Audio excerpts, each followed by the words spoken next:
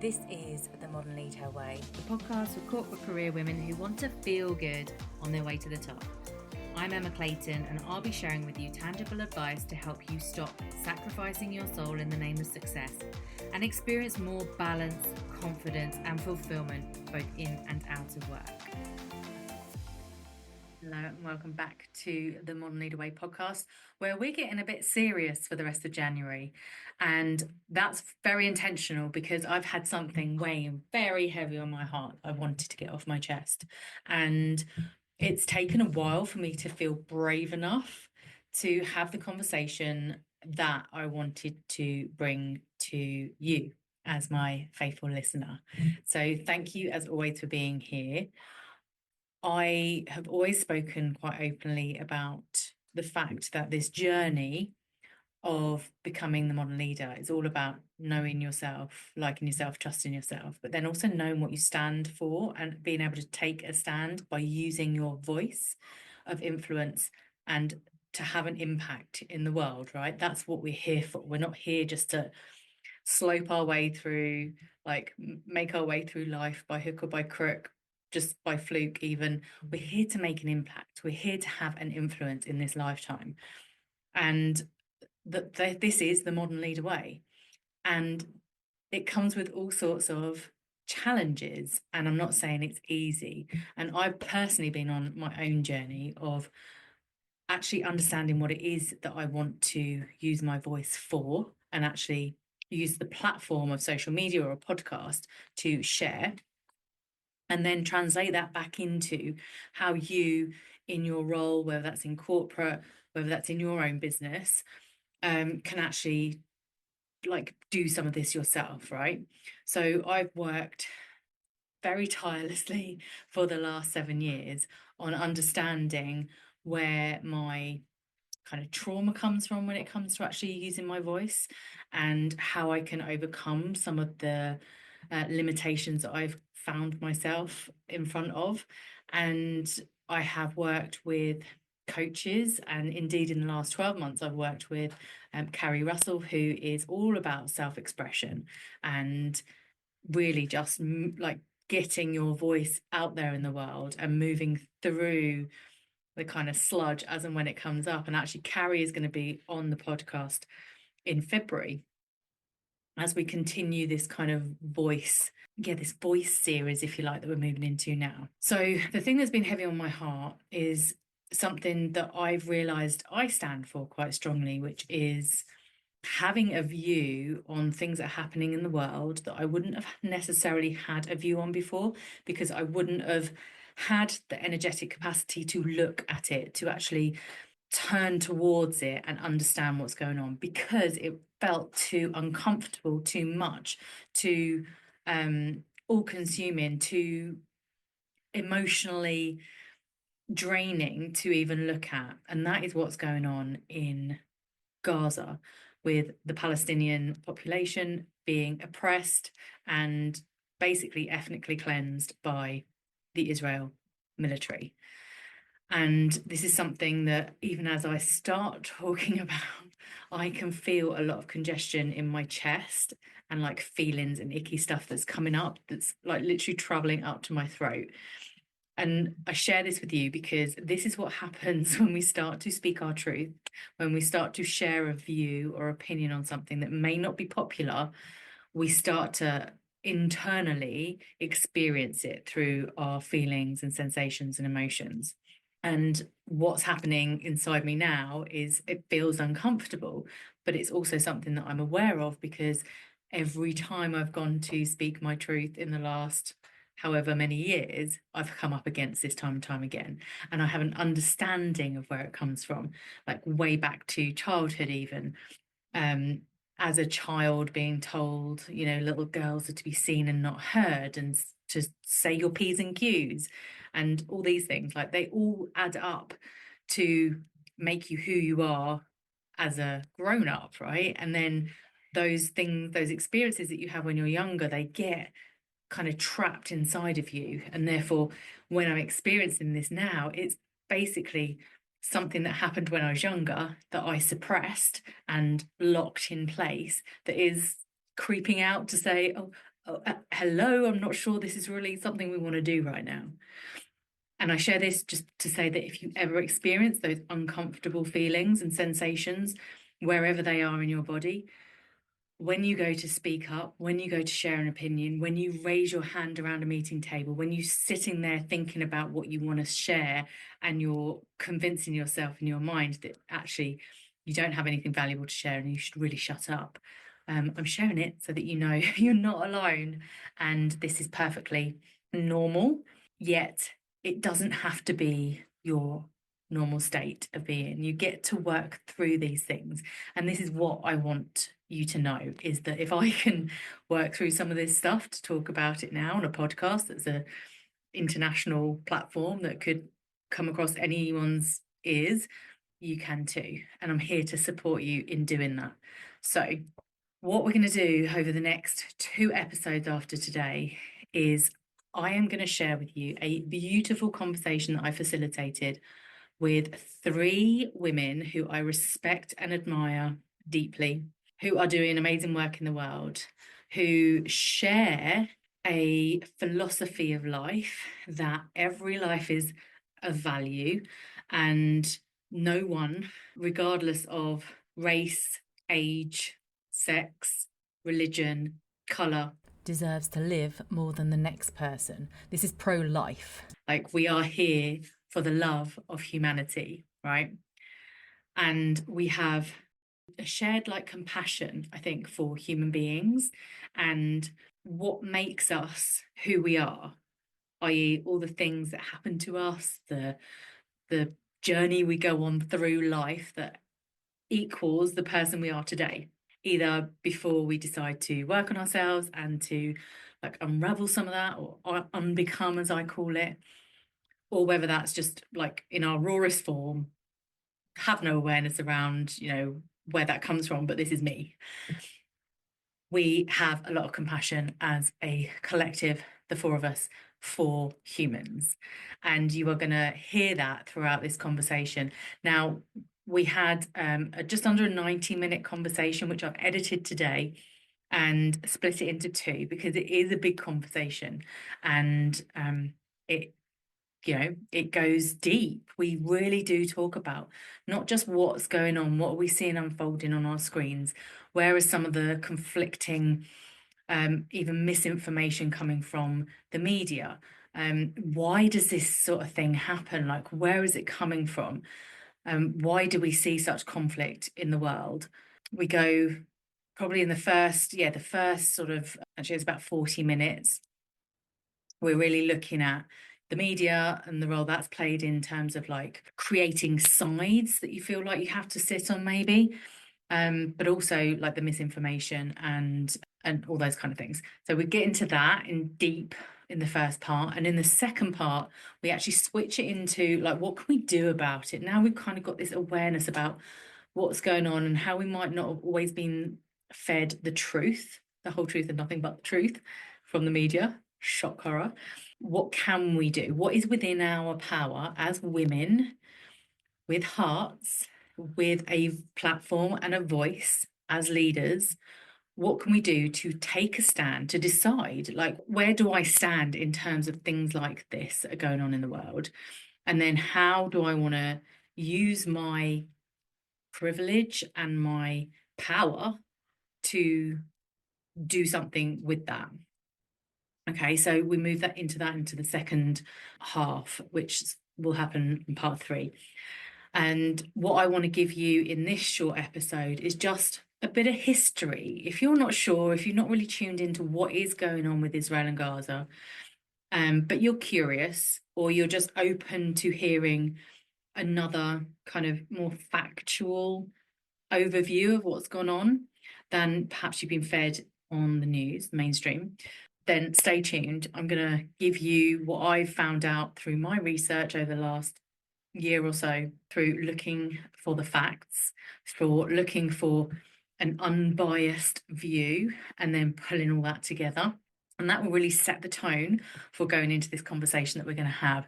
And overarching all of this is this idea that we we need to stand for something, right? We need to decide what it is that we stand for as leaders. Otherwise, people are never going to follow. They could be looking to us to lead them somewhere and actually be like walking around in the dark if we don't know what we stand for. And not just on world matters of conflict and things like that, but just life, right? Day-to-day matters. So stay tuned now for the history lesson, if you like, the brief history lesson. And I will see you next week for the first part in the two-part conversation with the three lovely ladies that you're going to meet. And check out the show notes for the resources. This does need to come with a trigger warning. So this next few episodes does have distressing topics of conversation. So we talk about war and violence and trauma and rape and distressing things that we're seeing coming out of the media. So if you need to have some support in that, then please do seek it. Use your discernment as to whether or not this is something you want to dive into. But know that we are coming at it from a very compassionate, not one-sided way, but certainly in terms of we are here and we are about love for humanity and what we can do to make a positive change in this world for our kids and our kids' kids, right? So thank you for being here. Keep in mind that this is not meant to sway you one way or another. There are no sides to be had here. We are not saying Israelis, Jewish are bad people. We are not saying you should be pro-Palestinian. This is really just taking a stance and a stand on basic human rights and to serve as food for thought for anyone that has found it very uncomfortable to know where they stand, and hopefully give you enough pointers and resources that you can go and make your own mind up on where you stand on this. All right, so with that in mind, let's get into it. Okay, so my understanding of the history has come from a number of different sources, and what I've done is with the ladies that you're going to meet next week over the next couple of episodes on the roundtable that I held, we have together pulled a resource list of podcasts of people to follow that are on the ground reporting from Gaza, from the West Bank, media figures, and also just local heroes, as we would definitely see them today, to go follow on Instagram. Books that you can read from well-known authors, from historians, and other resources. And if it's something that I have taken my knowledge from, I have just referred to it as a source for this episode in that resource list. So you'll find that in the show notes. And what I really recommend is, if this has piqued your interest or like given you a reason to go and make up your own mind about this, then I encourage you to do your own research. So we've given you a list of trusted resources and encourage you to do that. So I guess I had an awareness of Israel because through my 20-year corporate career, we always had offices in Israel. We had an employee presence there. We had clients that came from there. And I guess my first surprise was that Israel was not always a recognised state. And actually, it was only formed in 1948. So leading up to that, Palestine was largely inhabited by largely Arabs, but some Jews, until 1917, where it was under the Ottoman Empire. That was until the Brits came under control following World War One. Now, another thing I hadn't appreciated was Zionism, or the Zionist movement, was actually formed at the end of the 19th century. And this is where some Jewish people felt that they really had a right to a homeland, a nation that they could call their own. And so under the Balfour Declaration of 1917, British gave support for the establishment in Palestine of a national home for Jewish people. And so it's following that there was an immigration gradually over time of Jewish people to Palestine. And then obviously after World War II, with the mass injustice that happened during the Holocaust, more and more Jewish people were immigrating to Palestine.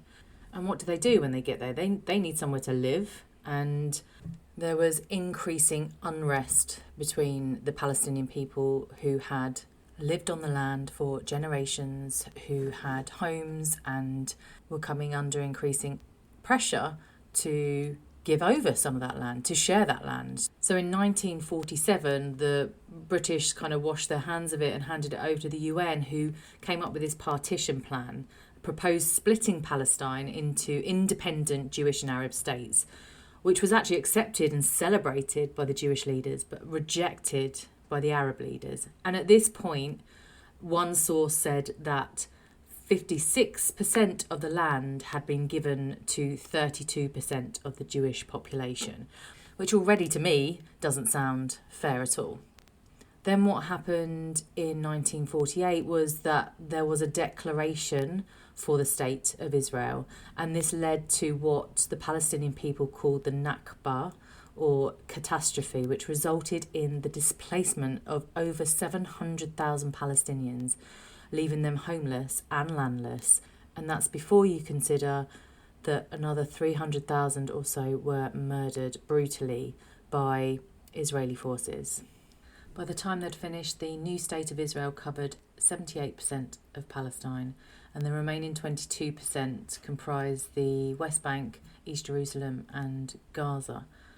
It was later in the 1967 war that the Israeli military occupied those territories and began colonising shortly afterwards. By violent, repressive military rule, dividing and isolating Palestinian communities into easily controlled ghettos surrounded by walls and Israeli military checkpoints.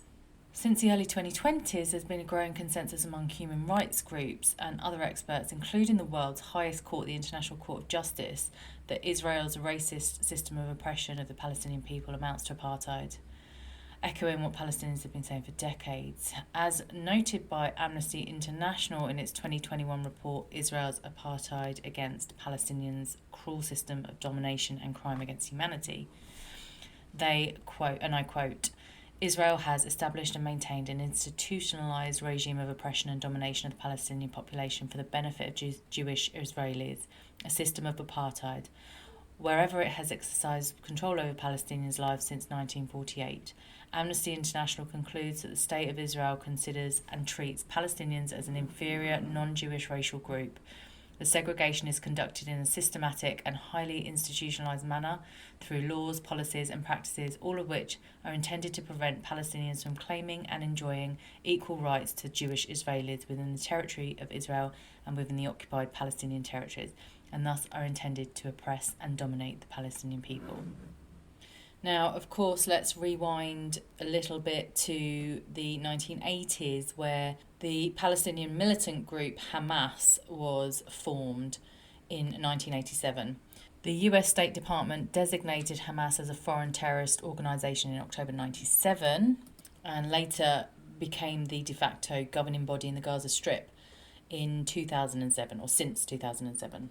Hamas is committed to armed resistance against Israel and to the creation of a Palestinian state, and the group has engaged in several rounds of violent conflict with Israel, the most recent being on the 7th of October, when Hamas launched a massive surprise attack against Israel, killing nearly 1,200 people, injuring hundreds more and taking 250 Israelis captive as hostage.